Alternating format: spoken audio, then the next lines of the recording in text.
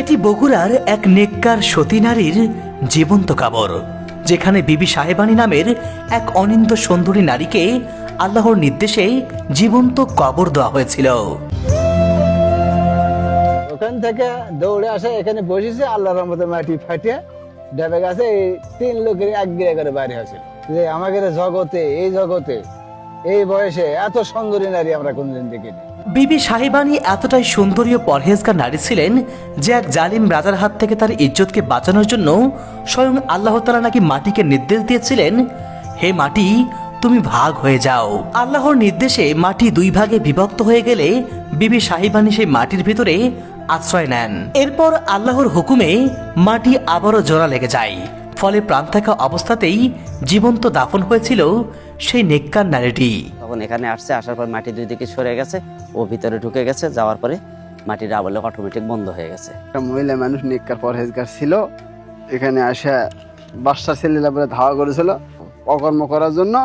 তো এখানে আসা বলছে মাটি ফাঁক হয়ে যা, মাটি ফাঁক হয়ে গেছে, সেই থেকে এখানে কবর।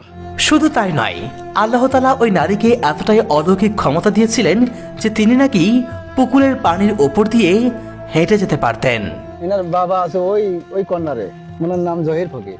2 বাপ বেটি, তখন এই পুকুরটা ছিল একটা, এই পানির মধ্যে দিয়ে 2 বাপ বেটি হেঁটে যাচ্ছিল আসছিল।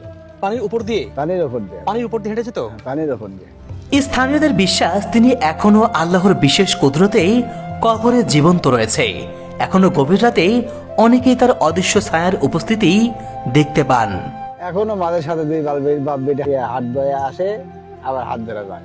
হ্যাঁ, মাঝে সাথে দেখতে পাই। আমি ডিবে থাকি যে রাত 12টার পরে। আসলে খুব ওলি আল্লাহ মানুষ। তার মানে এখানে প্রচলিত যে ঘটনাটা, এটা কি সত্য ঘটনা? হ্যাঁ, সত্য। বিবি সাহেবানীর এই জীবন্ত কবরকে ঘিরে এখানে প্রতিনিয়তই ঘটে নানা অলৌকিক ঘটনা, যার জলজ্জন্ত সাক্ষী এলাকাবাসী অনেকেই।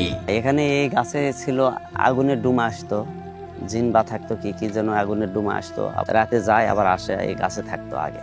আর সাপ আছে, বিশাল একটা সাপ আছে, এটা দেখা যায় কিন্তু চলে যায়, কিন্তু আমাদের কোনো ক্ষতিকর নাই। স্থানীয় লোকের বা যারা আসলেও আশ্রয় নিতে আসছে তাদের ক্ষতি করে না। এই গাছের খড়ি ঢাল কেউ জুলিয়ে যা পড়ে, তাই পাগলা হবে না, জিন ধরবে, এটা কিছু হবি। এই মহিষী নারী বিবি সাহেবানী কে ছিলেন? তার কি এমন বিশেষ গুণ ছিল? তার এই কবরটি কোথায় অবস্থিত? আর এই জীবন্ত কবরের পেছনের রহস্যটাই বাকি। এই সব প্রশ্নের উত্তর খুঁজতেই আমি ছুটে গিয়েছি সেই এলাকায় যেখানে এই কবরটি আজও রয়েছে। চলুন বন্ধুরা, জেনে আসি এমন এক অজানা ইতিহাস, তা জানলে আপনি রীতিমতো চমকে যাবেন।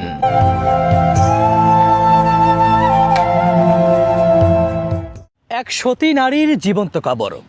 বন্ধুরা, বগুড়ার কাহালু উপজেলার এই দুর্গাপুর ইউনিয়নে এমন একজন নেককার পরহেজগার নারী ছিলেন যাকে আল্লাহ তাআলা অনেক অলৌকিক ক্ষমতা দিয়েছিলেন।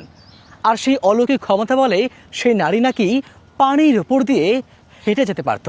শুধু তাই নয়, তিনি এতটাই অনিন্দ্য সুন্দরী ছিল যে ওই সময় দুষ্ট রাজা এবং জমিদারদের হাত থেকে তিনি বাঁচার জন্য, তার ইজ্জতকে বাঁচানোর জন্য তিনি পালিয়ে গিয়েছিলেন এবং তিনি আল্লাহর কাছে প্রার্থনা করেছিলেন, হে আল্লাহ, আপনি মাটিকে 2 ভাগ করে দিন, আমি মাটির ভিতরে ঢুকে যাব, তবু আমার ইজ্জতকে, আমার সম্মানকে আমি নষ্ট হতে দেব না। সেদিন আল্লাহ তাআলা সেই বিবি সাহেবানীর প্রার্থনা, তার সেই আর্তনাদকে কবুল করেছিলেন এবং আল্লাহ তাআলা নাকি সেদিন মাটিকে 2 ভাগ করে দিয়েছিল, আর বিবি সাহেবানী সেই মাটির ভেতরে ঢুকে গিয়েছিল। সেদিনই বিবি সাহেবানীর সেই জীবন্ত কবর রচিত হয়েছিল। তারপর থেকেই আজও তার সেই বিস্ময়কর ইতিহাসটি এলাকাবাসীর মুখে মুখে রয়ে গেছে। তো চলুন বন্ধুরা, আমরা নিজ চোখে দেখে আসি সেই বিবি সাহেবানীর অলৌকিক কবরটি এবং জেনে আসি এক বিস্ময়কর ইতিহাস। বন্ধুরা, বগুড়ার কাহালু উপজেলার এই চিরচেনা পথ ধরে আমরা ছুটে চলেছি এমন এক বিস্ময়কর জায়গায় যেখানে একজন মানুষকে নাকি আল্লাহর নির্দেশে জীবন্ত কবর দেওয়া হয়েছিল। কিন্তু ঠিক কি কারণে তার সাথে এমন নির্মম ঘটনা ঘটেছিল, এর পেছনে কি রহস্য লুকিয়ে আছে, আজ আমরা তাই জানার চেষ্টা করব এবং সে সাথে দেখব সেই অলৌকিক কবরটির বর্তমান অবস্থা।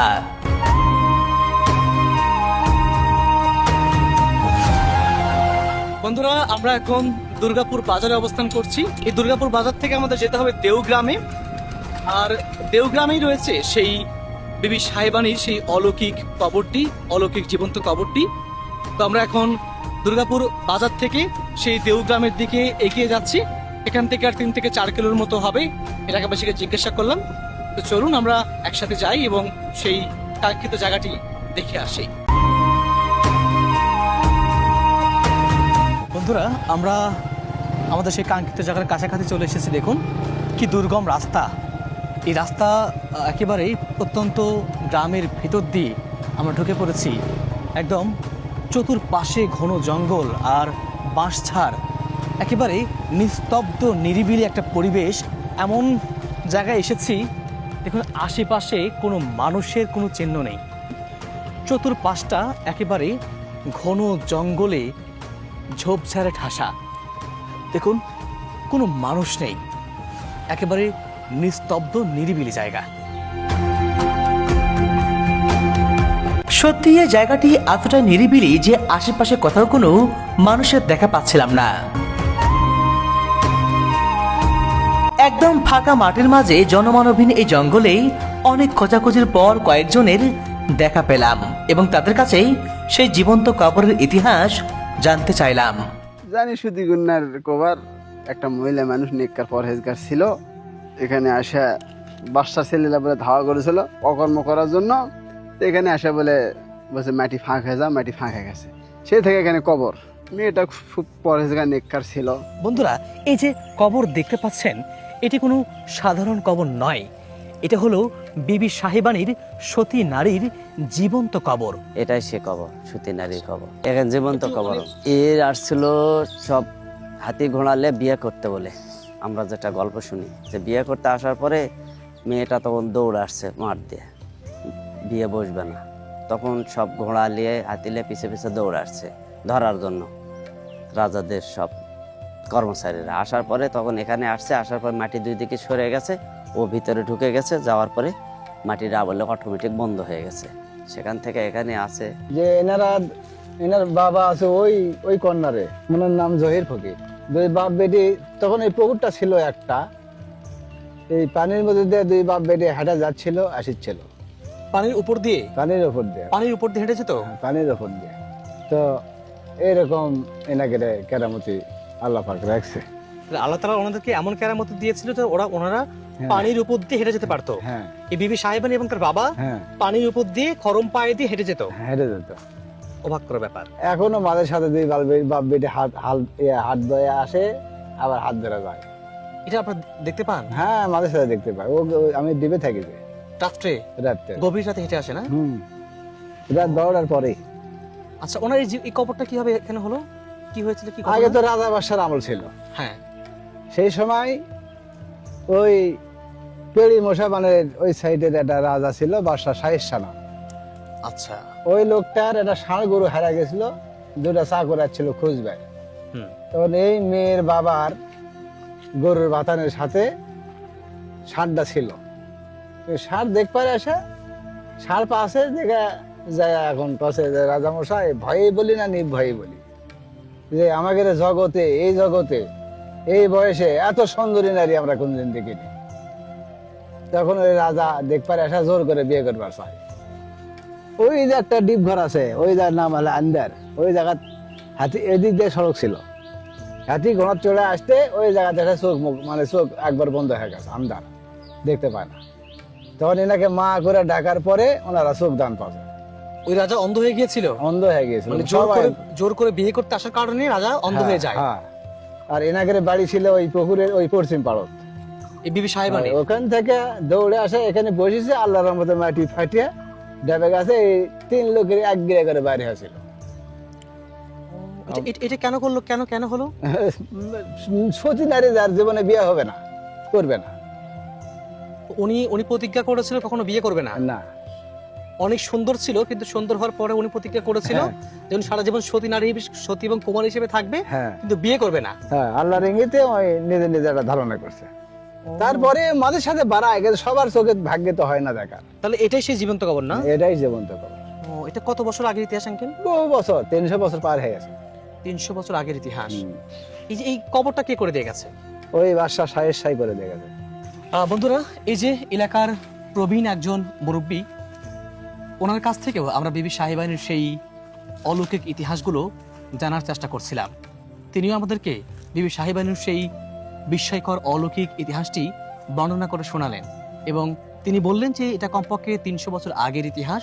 তিনি তার বাপদাদার কাছ থেকে এই গল্পগুলো শুনেছেন এবং সেই ইতিহাসকে তিনি আমাদের সামনে বর্ণনা করলেন। তিনিও বললেন যে বিবি সাহেবানী এবং তার বাবা তাদেরকে আল্লাহ তাআলা এতই অলৌকিক ক্ষমতা দিয়েছিলেন, তারা সেই অলৌকিক ক্ষমতা বলে এই পুকুরের পানির ওপর দিয়ে তারা হেঁটে যেতে পারত এবং বিবি সাহেবানী তাকে তিনি এতটাই বেশি সুন্দর ছিলেন, তার সৌন্দর্যে মুগ্ধ হয়ে এক রাজা তাকে বিবাহের প্রস্তাব দিয়েছিল, কিন্তু সেই বিবাহের প্রস্তাবে বিবি সাহেবানী রাজি হননি।